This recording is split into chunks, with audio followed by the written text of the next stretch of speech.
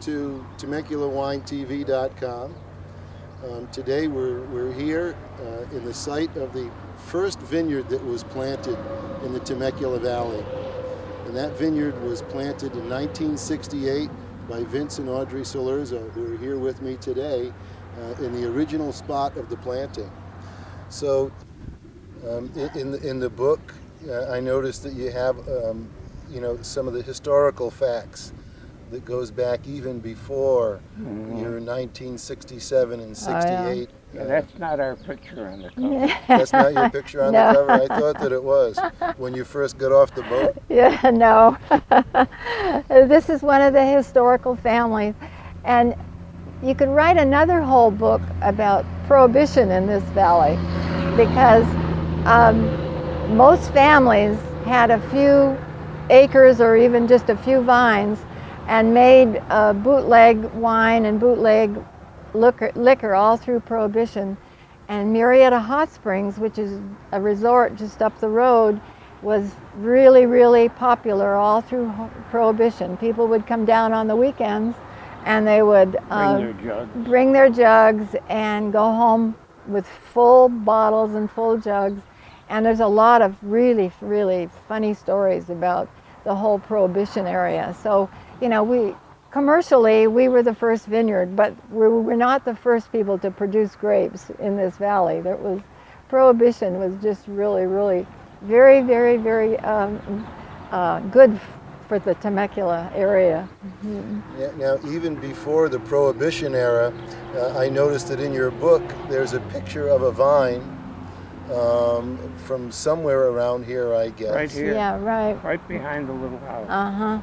And what do they estimate the year was that vine might have been planted? Well, we have no idea. It's probably 100 years old. Yeah.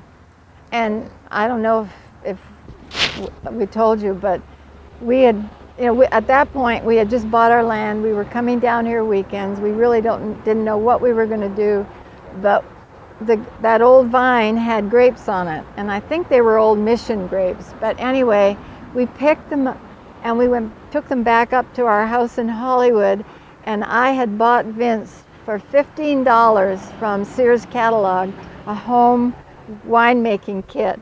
So our very first home wine that we made was from this $15 kit and from the old vine behind the little house here. And whenever we have a problem with our winery, and we did, I turn to Audrey and I say, "You and your kit." So that started the whole thing. Yeah. So that's what really started it, was that $15 winemaking kit. Yeah.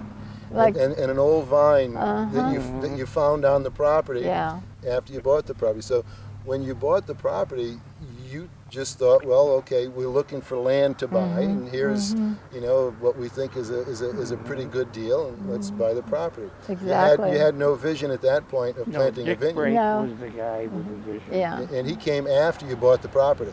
Right. Well, he was doing a study for the whole area. And Dick Brake, there should be a plaque on the corner here someplace of Dick Brake for having the vision to see, because he kept saying, this could be another Napa Valley. He would fly down, and of course, the roads were all dirt, and they were only like 8 feet wide, and he would fly down when he knew we were here, and he would circle around, and he would land out in the front, pull his plane over to the side, and if he was up the road a ways, we'd go and pick him up. Otherwise, he would just walk over, spend 3 or 4 hours, and then he would talk to the fellas that he was helping, who were working under him and planting the vineyard, and then he would fly off again. So it was different. Yeah. Now, is Dick Brake still? No, he passed away. Yeah. About 20 years ago. Yeah, he had a brain tumor and passed away, but he was a very, very, very interesting person. So the $15 home winemaking kit in Dick Brake is what made Temecula Valley really happen, to be known as the wine country. So.